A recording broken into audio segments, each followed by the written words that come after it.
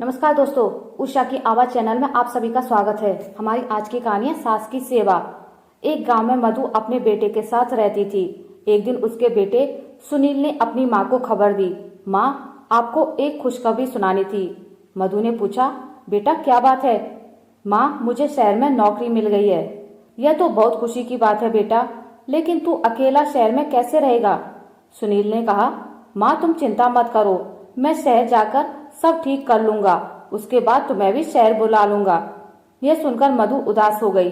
मधु ने कहा, बेटा तू मुझे छोड़कर चला जाएगा तो मैं यहाँ किसके सहारे रहूंगी?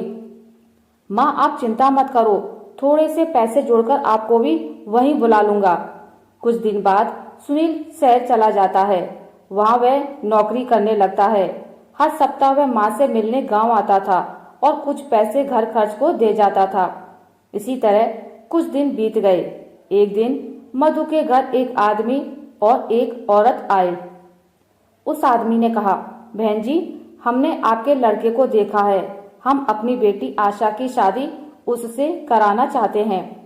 उस आदमी की पत्नी बोली, बहन हमारी बेटी बहुत सुंदर है और हम आपको बहुत सारा दहेज देंगे। हमारे पास बहुत पैसा है। मधु ने कहा, बहन जी पैसे और दहेज की बात ना कीजिए, हम दहेज नहीं लेंगे और आप इतने पैसे वाले हैं, लेकिन हम तो बहुत गरीब हैं, हमारी आपकी बात कैसे बनेगी? यह सुनकर उस आदमी ने जवाब दिया, बहन जी आप चिंता ना करें, यहाँ आने से पहले हमने आपके बारे में सब पता कर लिया है। हमें आपका लड़का बहुत पसंद है। मधु सुनील से बात करके दोनों लड़की देखने जाते हैं। लड़की उन्हें पसंद आ जाती है। इसके बाद दोनों की शादी हो जाती है। शादी के बाद आशा बहू बन के घर आ जाती है। कुछ दिन गांव में रहने के बाद सुनील अपने काम पर जाने लगता है। तो आशा ने कहा, मैं इस गांव में नहीं रह सकती, मुझे भी अपने साथ शहर ले चलो। सुनील ने कहा, तुम कुछ दिन माँ के साथ रहो, फिर मैं तुम दोनों को शहर ले जाऊंगा। नहीं, मैं इस गरीबी में नहीं रह सकती। पता नहीं पापा ने क्या देखकर मेरी शादी यहाँ कर दी। या तो मुझे शहर ले चलो या फिर मैं अपने पापा के घर जा रही हूँ। मधु ने कहा, बेटा तू बहू को लेकर चला जा, मेरी चिंता मत कर। नहीं माँ, ऐसा करते हैं, हम सब साथ में शहर चलते हैं। तीनों शहर में रहने लगते हैं। आशा का व्यवहार धीरे धीरे बदल जाता है। वह हर समय सास से छुटकारा पाने के बारे में सोचती है। एक दिन मधु सुनील से बात कर रही थी, तभी वहां आशा आ जाती है। हाँ माँ जी, आप इन्हें मेरे खिलाफ खूब भड़का लीजिए। जब से हम शहर में आए हैं, ना तो ये मुझे कहीं घुमाने ले गए हैं और ना ही मेरे साथ ढंग से बात करते हैं, और यह सब आपके कारण हो रहा है। सुनील ने कहा, आशा ये तुम मेरी माँ से किस तरह बात कर रही हो? क्या कमी रह गई मेरे प्यार में? मैं कहीं इसलिए नहीं जा पाता क्योंकि मेरे पास टाइम नहीं है, वरना माँ तो हमेशा मुझसे तुम्हें कहीं ले जाने की बात करती है। इसलिए मेरी माँ पर झूठे आरोप लगाना बंद करो। यह सुनकर आशा और गुस्से में आ गई। मधु ने आशा से कहा, बेटी गुस्सा मत कर, मैं इससे बात करती हूँ। सुनील, तू आज ही बहू को कहीं घुमाने ले जा और जो वो कहे उसकी हर बात माना कर। रहने दीजिए माँ जी, आप ही इन्हें भड़काती हैं और मेरे सामने भली बनने का नाटक कर रही हैं। अब मुझे कहीं नहीं जाना, और जाना भी होगा तो आपसे पूछने की जरूरत नहीं है। यह कहकर वह कमरे में चली जाती है। उसकी इस बात से मधु बहुत दुखी होती है। उसके अरमानों पर पानी फिर जाता है। इधर सुनील भी बहुत दुखी होता है। अगले दिन से आशा ने दोनों के लिए खाना बनाना बंद कर दिया और सुनील के जाने के बाद वह अपने पिता के घर चली जाती। घर का सारा काम मधु करती और जब सुनील के आने का समय होता तो उससे 1 घंटे पहले आशा आ जाती थी। इस बात का सुनील को जरा भी पता नहीं था। एक दिन आशा अपने साथ एक आदमी को लेकर घर आई। माँ जी, ये प्रकाश जी हैं। ये बुजुर्गों को तीर्थ यात्रा पर ले जाते हैं। 1 महीने की यात्रा है जिसमें ये सारे तीर्थ कराते हैं, वो भी बहुत कम खर्च में। मैंने पैसे जमा करा दिए हैं। आप शाम को ही इनके साथ चली जाना। लेकिन बेटी, एक बार सुनील से तो पूछ लेने दे। नहीं माँ जी, वो आपको जाने नहीं देंगे और ऐसा मौका आपको दोबारा नहीं मिलेगा। मधु आशा की बातों में आकर शाम को उस आदमी के साथ चली जाती है।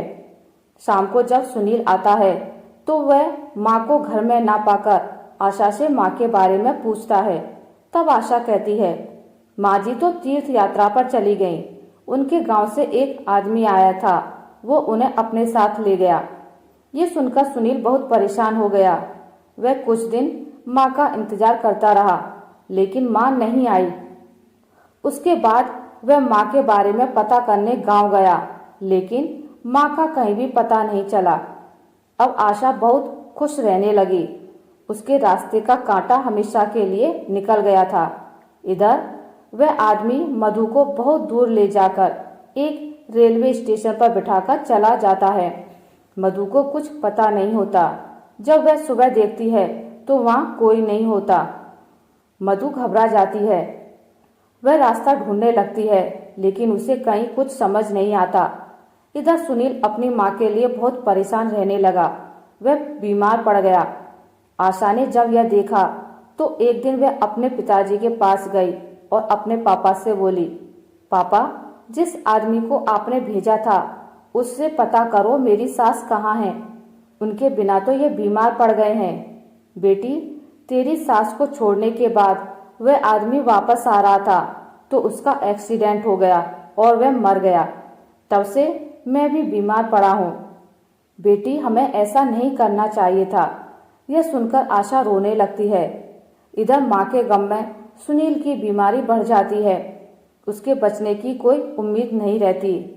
सुनील एक दिन आशा से कहता है, आशा, तुम मुझे गांव ले चलो। मैं अपने प्राण अपने घर में त्यागना चाहता हूँ। मेरी अंतिम इच्छा पूरी कर दो। यह सुनकर आशा रोने लगती है और सुनील को गांव ले जाती है। जब वे अपने घर पहुंचे और आशा घर में जाती है तो देखती है मधु घर में खाना बना रही थी। यह देखकर वह अचंभे में आ जाती है। सुनील अपनी माँ को देखकर रोने लगता है। मधु सुनील की हालत देखकर उसे सहारा देकर बैठाती है। माँ, तुम यहाँ कैसे? मैंने तुम्हें कहाँ कहाँ नहीं ढूंढा। मधु बोली, बेटा, बहू ने जिस आदमी के साथ मुझे तीर्थ यात्रा पर भेजा था वह धोखा देकर भाग गया। मैं भटकते भटकते किसी तरह गांव पहुंच गई। मुझे लगा मेरा शहर में आना बहू को पसंद नहीं था, इसलिए मैं यहीं मेहनत मजदूरी करके अपना गुजर बसर करने लगी। लेकिन तूने अपनी ये हालत कैसे बना रखी है? माँ जी, मुझे माफ़ कर दीजिए। आपसे पीछा छुड़ाने के चक्कर में मैं अपनी ही गृहस्थी में आग लगा बैठी। इनका ये हाल है कि डॉक्टर ने जवाब दे दिया। यह सब मेरे पिता ने करवाया था। वे भी बहुत बीमार हैं और वह आदमी एक्सीडेंट में मर गया जिसे मेरे पिता ने भेजा था। सुनील बोला, अब यहाँ से चली जाओ। मैं अपनी माँ के चरणों में मरना चाहता हूँ। मुझे चैन से मरने दो। मधु बोली, नहीं बेटा, अब तू क्यों चिंता करता है? मैं तुझे मरने नहीं दूंगी और बहू को माफ़ कर दे। इसे अपने किए की सज़ा मिल गई है। उसके बाद सास बहू ने दिन रात सुनील की सेवा की, उसे खुश रखने की कोशिश की। माँ का प्यार पाकर सुनील कुछ ही दिनों में बिल्कुल ठीक हो गया। माँ, मैं शहर नहीं जाना चाहता, यहीं कुछ काम कर लूँगा। शहर की चकाचौंध में सब धुंधला नजर आता है, यहाँ तक कि रिश्ते भी। कुछ दिन बाद आशा के पिताजी घर आए और मधु के पैरों में गिरकर माफ़ी मांगने लगे। बहन जी, मैं अपनी बेटी को सुखी देखना चाहता था, लेकिन ये भूल गया था कि एक माँ को उसके बेटे से अलग करके जो अपराध कर रहा हूँ, उससे मेरी बेटी का संसार कभी सुखी नहीं रह सकता। मधु ने कहा, मैंने आप सभी को माफ़ कर दिया। इसके बाद आशा बिल्कुल बदल गई। वह अपनी सास की सेवा करने लगी। सुनील उसके व्यवहार से बहुत खुश रहने लगा। आशा करती हूँ आपको मेरी आज की कहानी अच्छी लगी होगी। अगर आपको मेरी कहानी अच्छी लगी है तो इसे लाइक करें, ज़्यादा से ज़्यादा शेयर करें और अगर आप मेरे चैनल पर नए हैं तो इसे सब्सक्राइब करना ना भूलें। मिलते एक नई कहानी के साथ, तब तक के लिए नमस्कार।